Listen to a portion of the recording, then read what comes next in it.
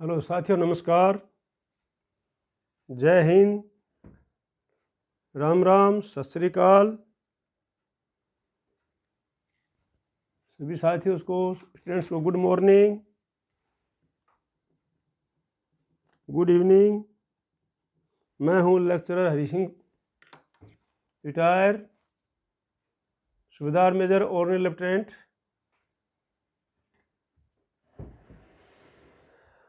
मैं आपके पास में सभी प्रकार की टेबल भेजता रहता हूं, हर एक प्रकार की इंफॉर्मेशन देता रहता हूं और स्टूडेंट्स को भी पढ़ाता रहता हूं। तो आज जो है, एक तो मैं आपको बताता हूं कि जिस भी हमारे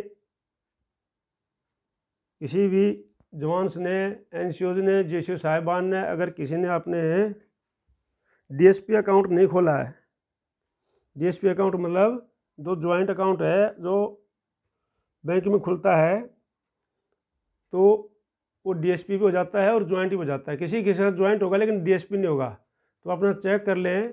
ये बहुत ज़रूरी है कि बैंक में जा कर के अपना डीएसपी अकाउंट खुलवाना ज़रूरी है, खुलवा लीजिए।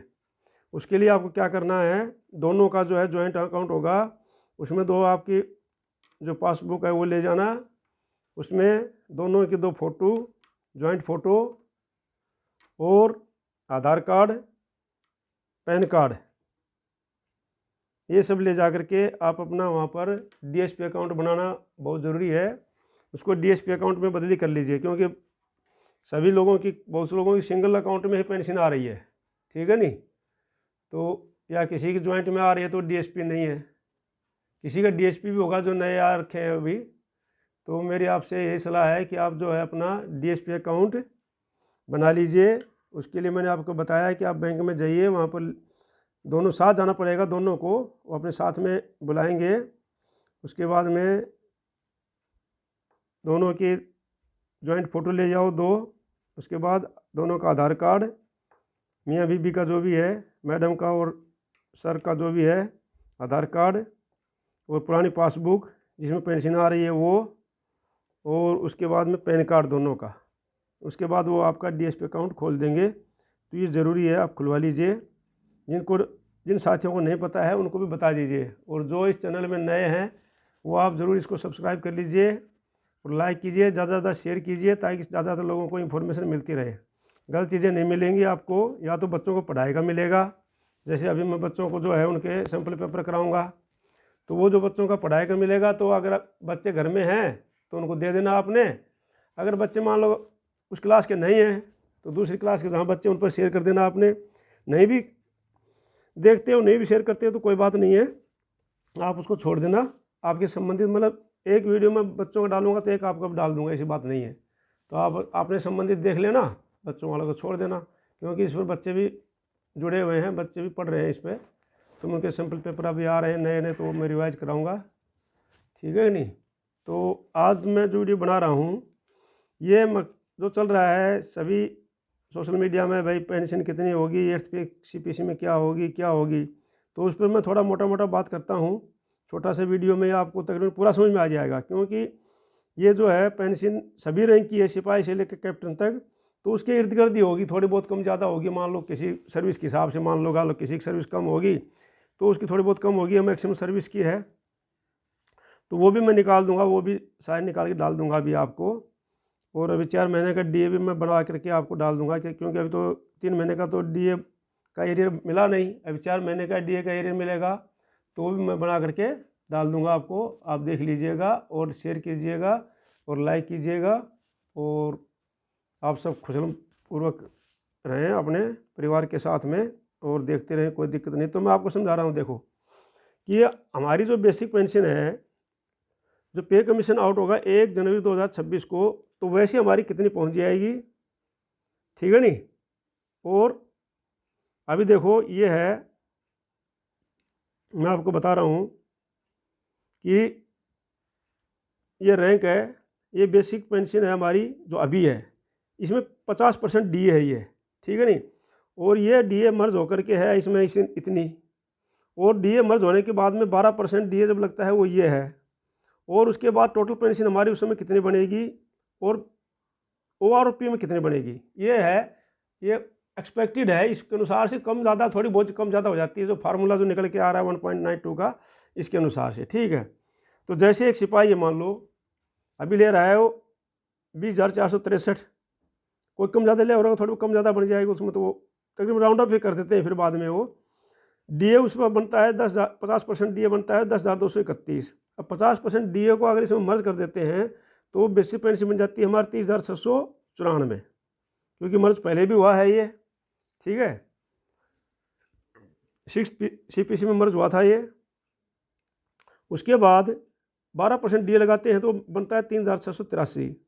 अब टोटल पेंशन उस समय हमारी पहुंच जाती है अलग, तो 12% हम लगाया इस पर 3% के हिसाब से, तो 34,377 पहुँचती है मान लो उस समय। और जब हमारा 20,463 को 1.92 से फैक्टर से गुना करते हैं तो बन जाती है 39,288। तो कहने का मतलब ये हमारी बेसिक पेंशन उस समय फिक्स होनी चाहिए, थोड़ी बहुत कम या ज़्यादा एक सिपाही की, ठीक है ना, 1,126 को बेसिक पेंशन। उसके बाद डीए जो भी लागू होगा वो होगा।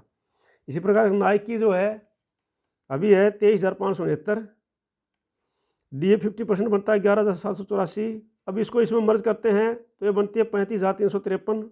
अब इसके ऊपर फिर 12% डीए लगाते हैं, क्योंकि उस समय तक 12% डीए पहुंच जाएगा, तो हमारी बनेगी 4,242 डीए। और फिर उसको इसमें जोड़ते हैं तो टोटल पेंशन बनती है 39,595। और जब इसको हम उसमें लगाते हैं 1.92 फैक्ट्री से इसको बेसिक को, तो फिर हमारी बेसिक पेंशन बन जाती है 45,253 1/1/2026 को, 1 जनवरी 2026 को, ठीक है। इसी प्रकार से हवलदार है, उसकी अभी है 24,763। अब उसमें डीए जो है बनता है इनका 50% के हिसाब से 12,381। अब डीए को इसमें मर्ज कर देते हैं 24,763 में, तो ये बनता है 37,144। और उस पर जाकर 12% डीए लगाते हैं तो 4,457 बनता है। अब इसको डीए को और इस बेसिक को जोड़ते हैं तो हमारी टोटल पेंशन बनती है 41,601। लेकिन जब ये बेसिक पेंशन को 1.92 फैक्टर से गुना करेंगे तो ये बनेगी 47,544 बेसिक पेंशन बन जाएगी, ठीक है। टोटल से ज़्यादा बढ़ के बेसिक बन जाएगी, 41 से ज़्यादा 47 हो जाएगी बेसिक, ठीक है। इसी प्रकार से न्याय सुधार की, न्याय सुधार साहब को जो है अभी है 47,950। इसको हम 50% से गुना करते हैं तो 13,975 बनती है। और इसमें मर्ज कर देते हैं तो बनती है 41,925। और उस पर अगर 12% डीए लगाते हैं तो बनती है 5,000, डीए बनता है 5,031। और जब इसको और इसको डीए को जोड़ते हैं टोटल पेंशन उस समय बनती है 46,956। और अगर हम इसको 47,950 को 1.92 फैक्टर से गुणा करते हैं तो बनेगी 53,664। ये हमारी बेसिक पेंशन बनेगी, ठीक है। इसी प्रकार से सुबेदार साहब की है, अभी बन रही है 31,500। अब इस डीए को अगर इसमें 50% डीए बनता है हमारा 15,750। अगर इस डीए को इसमें मर्ज कर देते हैं तो बनती है 47,250। अब इसके ऊपर अगर डीए लगाते हैं 12% के हिसाब से तो बनती है 5,670 बनता है। अब उसको दोनों को जोड़ते हैं तो बनती है हमारे उसमें 52,920। लेकिन जब हमारा फैक्टर लगेगा 31,500 का तो एक सूबेदार साहब की बनेगी 60,480 बेसिक पेंशन, ठीक है। इसी प्रकार से है एसएम साहब की, यह भी है 34,575। अब इस पर 50% डीए लगाते हैं तो बनती है 17,287। अब इसके ऊपर जो है ये दोनों को मर्ज करते हैं अगर डीए को बेसिक पेंशन में तो ये बनती है 51,862। और उस पर 12% जोड़ते हैं तो बनती है 6,223। और इन दोनों को जोड़ देते हैं तो टोटल पेंशन बनती है उस समय 58,085। और फिर अगर 34,575 पर 1.92 फैक्टर लगाते हैं तो बन जाती है 66,384। तो ये उस समय जो 1/1/26 को हमारी बेसिक पेंशन बनेगी, ठीक है। इसी प्रकार लेफ्टिनेंट साहब की है 46,300। इसी प्रकार से उसमें जो है डीए को 50% डीए बनता है 23,150। अगर उसमें हम जोड़ते हैं इसको तो बन जाती है 29,450। इस पर अगर 12% डीए लगाते हैं तो 8,334। अब इन दोनों को जोड़ देते हैं तो बनती है 77,784। और अगर इसको हम 1.92 फैक्टर से गुणा करते हैं, इसको हम 1.92 फैक्टर बनती है तो ये 90,788। इसी प्रकार कैप्टन साहब की है 6,300 है, उन दोनों की बराबरी है। और 23,150, 69,450, 8,334। 77,784 और 90,700। तो ये इस प्रकार से जो है एक्सपेक्टेड है, ये क्या है, एक्सपेक्टेड है। मैं लिख देता हूँ इसमें एक्सपेक्टेड, ठीक है ना, एक्सपेक्टेड बेसिक पेंशन है ये हमारी, एक्सपेक्टेड है, इसमें कोई वो नहीं है, लेकिन हो सकता है कम भी हो जाए। अब फार्मूला अभी तो 1.92 का लग रहा है, तो हो सकता है थोड़ा कम भी लग जाए, ज़्यादा भी लग जाए, लेकिन ये तकरीबन अंदाज़ा यही आता है कि जो पहले चल जाते हैं तो तकरीबन उसी के आसपास जो है, आपने देखा होगा पिछले पे कमीशन में भी, और आसपास में ही आता है। तो ठीक है, तो आज का था ये शॉर्ट वीडियो। कल मैं कोई ना कोई और आपके लिए बढ़िया समाचार लेकर के, या आपका जो है 4 महीने का डीए का टेबल निकाल के दिखाऊंगा आपको। बाकी स्टूडेंट्स के लिए मैं अभी डालने वाला हूं। आप लोग अगर इस चैनल पर नए हैं तो आप सब्सक्राइब कीजिए, लाइक कीजिए, शेयर कीजिए, और खुश रहिए बाल बच्चों के साथ। भगवान आप सबको खुश रखे, हमारी यही उम्मीद कामना है। और वीडियो देखते रहिए, फिर मिलते हैं अगले वीडियो में। जय हिंद, जय भारत।